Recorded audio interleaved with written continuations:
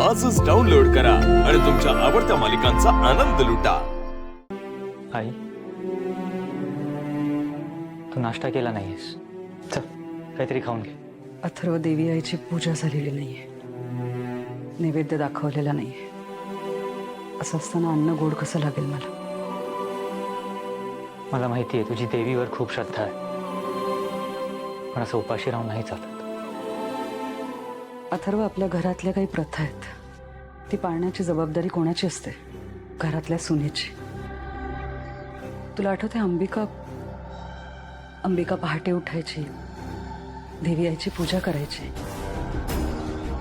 आणि ही मीरा, हिने एकदाही देवी आई समोर दिवा सुद्धा लावलेला नाही। आई, आता तू त्या गोष्टीचा विचार करू नकोस। कसा विचार करू नको अथर्व? जेव्हापासून ही मुलगी घरात आली तेव्हापासून आपल्या घरातली सुखशांतीच हरवली। घरातल्या प्रत्येक माणसाला कसा त्रास देता येईल एवढंच सुरू असतं तिच्या डोक्यात। मान्य आहे मला की तिच्या काही गोष्टी चुकत आहेत, पण ती मुद्दाम करत नाही आई। तिच्या बाबतीत फक्त गैरसमज होत आहेत।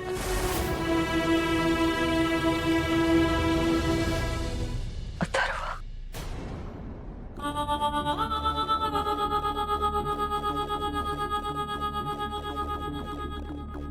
आई, आई, अथर्व, आता तूही तिचीच बाजू घेतोयस? काय बोलणार मी? अनन्या आणि दादासाहेब आधीच माझं ऐकत नव्हते, तर तुलाही तिचं वागणं बरोबरच वाटतंय। ठीक आहे, जर का सगळ्यांना माझंच चुकीचं वाटत असेल तर तुम्हाला खाण्यासाठी फोर्स नको करूस। उपाशी राहिले तर मरणार नाहीये मी, आणि जरी तसं झालं ना तरी एक वेळ ठीकच आहे। निदान देवी आईचा हा असा अपमान होतोय ते तरी बघायला लागणार नाही मला। आई, आई, काय बोलतेस? नको बोलूस असं। अथर्व, किमान हा निर्णय तरी माझ्या मनाचा असू दे। मी परत सांगते, जोपर्यंत मीरा देवीची पूजा करत नाही, तिला कौल लावत नाही, तोपर्यंत मी अन्न ग्रहण करणार नाही।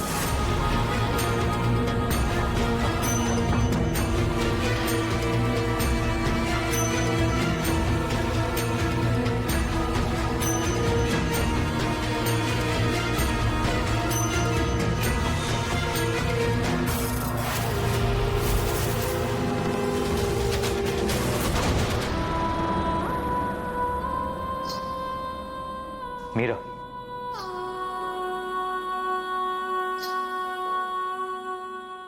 या ना।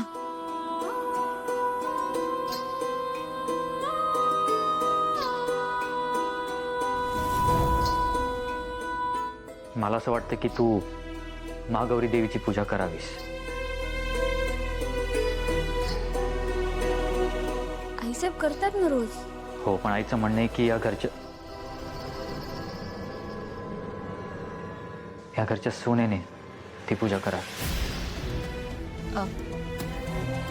मी देवीची पूजा करत नाही, आणि म्हणूनच मी देवीच्या समोरही जात नाही। देवावर श्रद्धा नाहीये तुझी? आहे ना, श्रद्धा का नसेल? मी काही नास्तिक नाहीये। मग ते फक्त मी देवीवर रुसले म्हणून। आणि त्याचं कारण?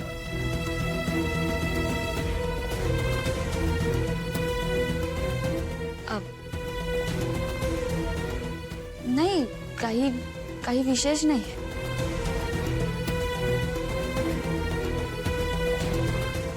मीरा, तू मला सांगू शकतेस? तुम्हाला सांगून काय उपयोग होणार? जोवर प्रॉब्लेम काय ते सांगत नाहीस तोवर त्याचं सोल्युशन काढता येणार नाही। Don't worry, you can trust me.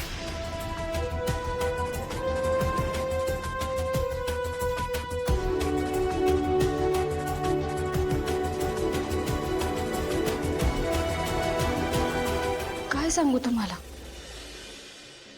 मी अगदी लहान होते, अगदी वेदाच्या वयाचे असेल। येड्या पोरीची रीत माझी आई आगीत जिवंत जळून तेव्हा घरी गेली.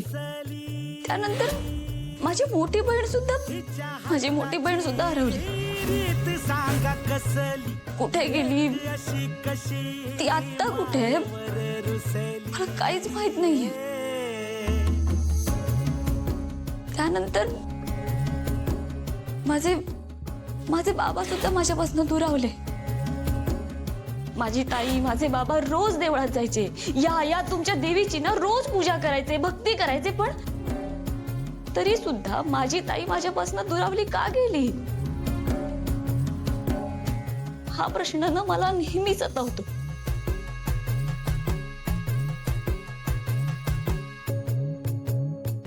जेव्हापासून मला समजायला लागलंय ना, तेव्हापासूनच मी शपथ घेतली, जोपर्यंत माझी बहीण मला भेटत नाही तोपर्यंत मी या तुमच्या देवीचं ना तोंडही बघणार नाही.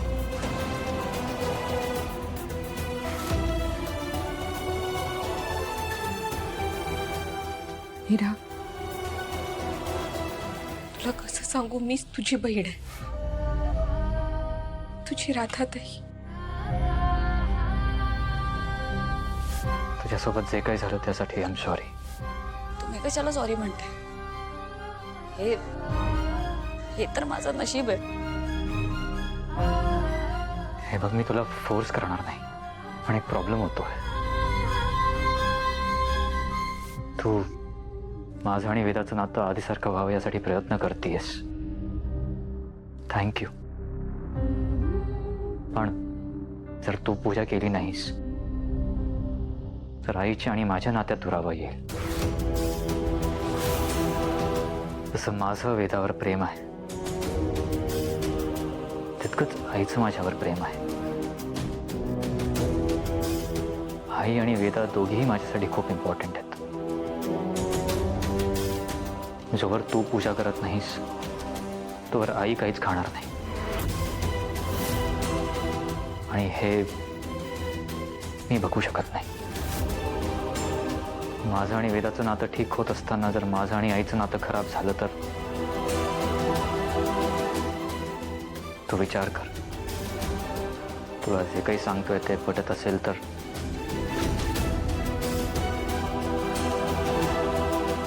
शेवटचा निर्णय तुझाच असेल.